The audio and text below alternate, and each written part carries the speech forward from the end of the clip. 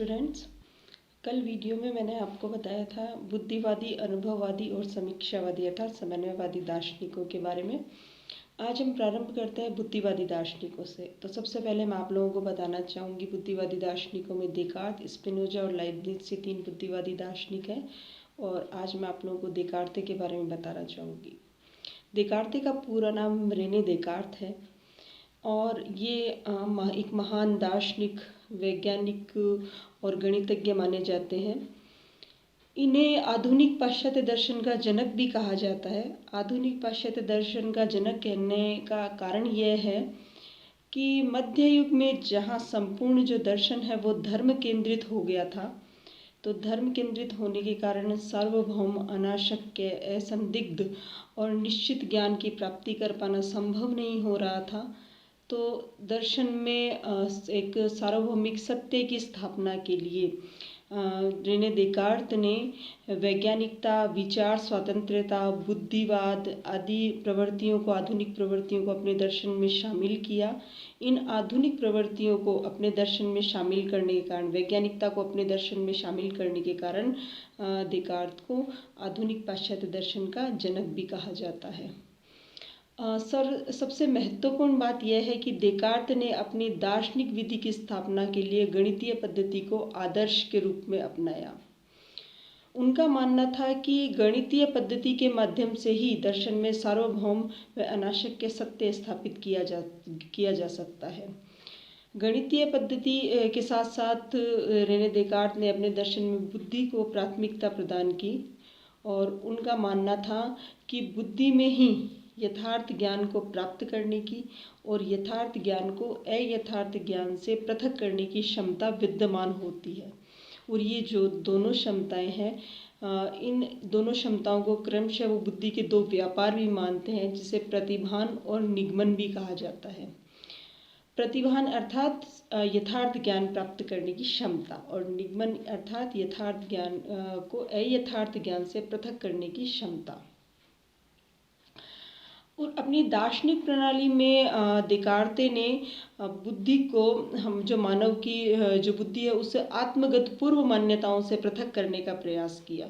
जब हर चीज़ प्रिजुडिस करके चलते हैं, पहले से पूर्व धारणाएं मान के चलते हैं कि ये चीज़ सत्य है, ये सत्य है, इस प्रकार जो ज्ञान प्राप्त होता है वो एकदम सही है, सटीक है। जो कुछ प्रकार की जो पूर्व धारणाएं हैं उनसे बुद्धि को पृथक करने का प्रयास किया और इसके लिए उन्होंने गणितीय पद्धति को आधार बनाया और गणितीय पद्धति में वस्तुगत सत्यता को प्राप्त करने की प्रयास किया। वस्तुगत सत्यता अर्थात व्यक्ति विशेष पर निर्भर न होकर और एक सर्वमान्य मापदंड पर आधारित सार्वभौम सत्य। तो इसके लिए जैसे मैंने आपको चर्चा की कि 2 प्रकार की बुद्धि के व्यापार बताए इन्होंने, प्रतिभान और निगमन। तो प्रतिभान के बारे में मैं आप लोगों को बताना चाहूँगी कि प्रतिभान से तात्पर्य उस धारणा से है जिसे हमारी बुद्धि इतनी तत्परता और सुभिन्नता से हमें प्रदान करती है कि उसके बारे में संदेह की किसी प्रकार की गुंजाइश हमें विद्यमान ही नहीं रहती। अर्थात जो हमें सहज तुरंत ज्ञान प्राप्त होता है जिसमें किसी प्रकार का संदेह नहीं हो, ऐसा वो ज्ञान है, वो प्रतिभान कहलाता है। इसे इंट्यूशन भी कहा जाता है। ये जो इंट्यूशन है ये एक प्रकार से अपरोक्ष ज्ञान है, यह प्रत्यक्ष और काल्पनिक ज्ञान नहीं होता और ये अपरोक्ष ज्ञान है। इसे सत्य प्रमाणित करने के लिए किसी तर्क या प्रमाणों की आवश्यकता नहीं होती, इसलिए ये स्वतः प्रामाण्य और स्वतः सिद्ध होता है। ये देकार्ते का मानना है। और दूसरी जो इन्होंने बुद्धि के व्यापार की चर्चा की है वो है निगमन। निगमन क्या होता है कि निगमन में जो इंट्यूशन मतलब प्रतिभान के द्वारा जो आधार वाक्य स्थापित कर दिए गए हैं उन आधार वाक्यों को मानकर निष्कर्ष स्थापित किए जाते हैं। तो यह प्रणाली निगमन कहलाती है। निगमन है वो एक प्रकार का परोक्ष ज्ञान है और उसे सत्य व असत्य प्रमाणित किया जा सकता है, इसलिए वो स्वतः सिद्ध नहीं है, उसे अपने आप सिद्ध नहीं, वो अपने आप में सिद्ध नहीं है, उसे प्रमाणित करने के लिए प्रमाणों की या तर्कों की आवश्यकता होती है। अब चूंकि हमारी जो मानवीय बुद्धि है कई प्रकार के पूर्वाग्रहों से, कई प्रकार की सोच से ग्रसित होती है, तो उसे उस पूर्वाग्रहों से निकालने के लिए, उसे उस प्रकार की सोच से निकालने के लिए देकार्त ने अपने दर्शन में आगे संदेह पद्धति को भी अपनाया है। और ये संदेह पद्धति कहाँ से निकल कर आई? तो देकार्त की जो दर्शन विधि है, दार्शनिक विधि जिन्हें कहा जाता है, जिसका आधार गणितीय ज्ञान है, गणितीय प्रणाली है, जिस प्रकार गणितीय प्रणाली में सार्वभौम अनाशक्य सत्य को प्राप्त किया जा सकता है, तो ये गणितीय प्रणाली को अपनाकर देकार्त ने अपने दर्शन में 4 प्रकार के सूत्र प्रदान किए हैं। इन सूत्रों के आधार पर ही उनकी संदेह विधि है वो निकल कर आई। तो इनके 4 प्रकार के सूत्र हैं। पहला जो सूत्र है वो है प्रागपेक्षा या लक्षण सूत्र, दूसरा है विश्लेषणात्मक सूत्र, तीसरा है संश्लेषणात्मक सूत्र और चौथा है समाहार सूत्र। तो पहले हम चर्चा करेंगे लक्षण सूत्र या प्रागपेक्षा सूत्र की। तो इसमें देकार्त का मानना है कि हमें तब तक किसी बात को सत्य स्वीकार नहीं करना चाहिए जब तक कि उसमें संदेह रहितता की अवस्था न आ जाए, और हमें तब तक किसी बात पर संदेह करते जाना चाहिए जब तक कि उसकी सत्यता सिद्ध न हो जाए। तो यहाँ पर सत्यता या स्पष्टता सिद्ध होने का माध्यम केवल इंद्रिय अनुभव के द्वारा उसकी सत्यता या स्पष्टता सिद्ध करना नहीं, अपितु अंतःप्रज्ञा, इंट्यूशन, प्रतिभान के द्वारा उसकी सत्यता प्रमाणित करना है। तो यहाँ पर संदेह विधि उभर कर आती है कि हमें तब तक किसी बात की सत्यता पर संदेह करते जाना चाहिए जब तक कि उसमें संदेह रहितता की अवस्था न आ जाए। तो इस सूत्र को संदेह विधि के जनक भी है सूत्र, इसलिए इसको प्रागपेक्षा या लक्षण सूत्र भी कहा जाता है। अब जो दूसरा सूत्र उन्होंने बताया वो है विश्लेषण सूत्र। इसमें देकार्त कहते हैं कि किसी भी समस्या को सरल से सरलतम टुकड़ों में विभाजित कर लेना। जब हम किसी समस्या को जड़ से खत्म करना चाहते हैं तो हम उसको सरल से सरलतम टुकड़ों में या अवयवों में विभाजित कर लेते हैं, और उसके बारे में जो जितनी संभावनाएं हो सकती है उसके समाधान के लिए उससे प्रस्तुत करते हैं, और हर एक अवयव पर एक अलग से विश्लेषण और उस पर अलग से प्रयोग किए जाते हैं। तो इसलिए इस सूत्र को विश्लेषण सूत्र भी कहा जाता है। तीसरा है संश्लेषण सूत्र।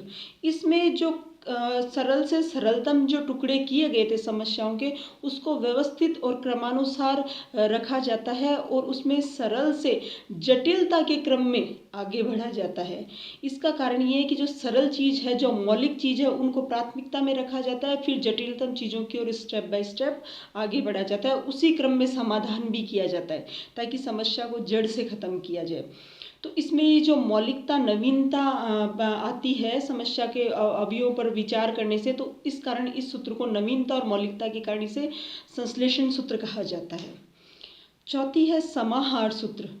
समाहार सूत्र में यह होता है कि आपने ये जो पूरी थॉट प्रोसेस अपनाया है, या आपने जो पूरी प्रयोगात्मक प्रणाली अपनाई है, किसी भी चीज़ के पूर्वाग्रह से मुक्त करके, उसकी संदेह करके, उसको पूर्वाग्रह से मुक्त करके आप उसको सरल से सरलतम टुकड़ों में विभाजित कर रहे हो, फिर आप क्रमानुसार उस पर वैचारिक वो विमर्श कर रहे हो। उसमें आप ये पीछे एक बार मुड़कर देख लो कि उसमें ये जो पूरी परिगणना आपने की है, ये जो पूरा सर्वेक्षण आपने किया है, उसमें कहीं कोई कड़ी छूट तो नहीं गई है, कहीं कोई विचार का ऐसा बिंदु रह तो नहीं गया है, क्या कोई समस्या कि ऐसा कोई अवयव रह तो नहीं गया है। तो इस प्रकार की जानकारी जिस सूत्र में ली जाती है उसे समाहार सूत्र कहते हैं। तो देकार्त ने अपनी दार्शनिक विधि में आदर्श के रूप में बच्चों गणितीय प्रणाली को अपनाया ताकि दर्शन में सार्वभौम, अनाशक्य मतलब शंका से रहित, असंदिग्ध मतलब किसी प्रकार की संदिग्धता से रहित और निश्चित सत्य को प्राप्त किया जा सके। और उस सत्य को प्राप्ति के लिए उन्होंने 4 प्रकार के सूत्र अपनाए, और इन सूत्रों में 2 प्रकार की विधियों को अपनाया, आगमनात्मक और निगमनात्मक प्रणाली।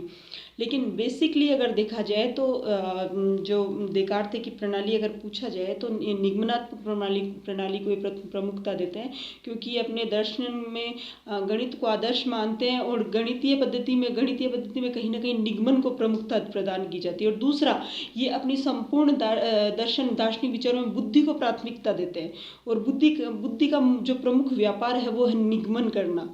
तो कहीं ना कहीं उनकी प्रणाली है वो निगमनात्मक प्रणाली है।